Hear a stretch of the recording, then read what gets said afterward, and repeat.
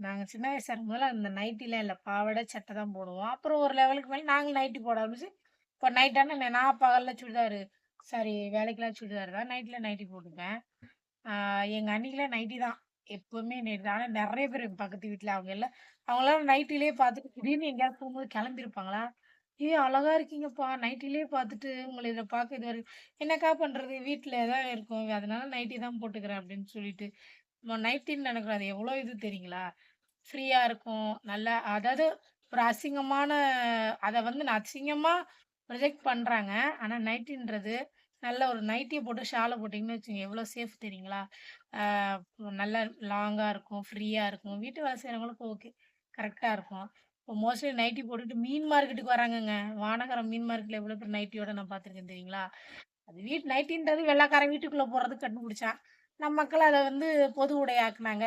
இப்பவும் பொதுவெளி உடையாக்கி விட்டாய்ங்க. ஆமா, எங்கேயும் பார்த்தா நைட்டி போட்டு ஷால போட்டு வந்துரும். வீட்ல இருந்தா ஓகே. வெளிலலாம் கொஞ்சம் இதுதான். அதே வேற மாரி night dress pant, T-shirt அப்படின்னு மாத்துனாங்க. அத போட்டுக்கிட்டு வெளிய வருதுங்க பிள்ளைங்க. அது ஒண்ணும் பெரிய இதுவா தெரியல. நைட்டின்றபோது 4 பேர் திரும்பி பார்க்குறாங்க. "ஏய் நைட்டியோட வந்திருக்காங்க பாரேன்" அப்படின்னு சொல்லிட்டு. அதனால தவிர்த்தா கொஞ்சம் நல்லாருக்கும் அதெல்லாம். நைட்டின்றது ஒரு நல்ல உடை தான்.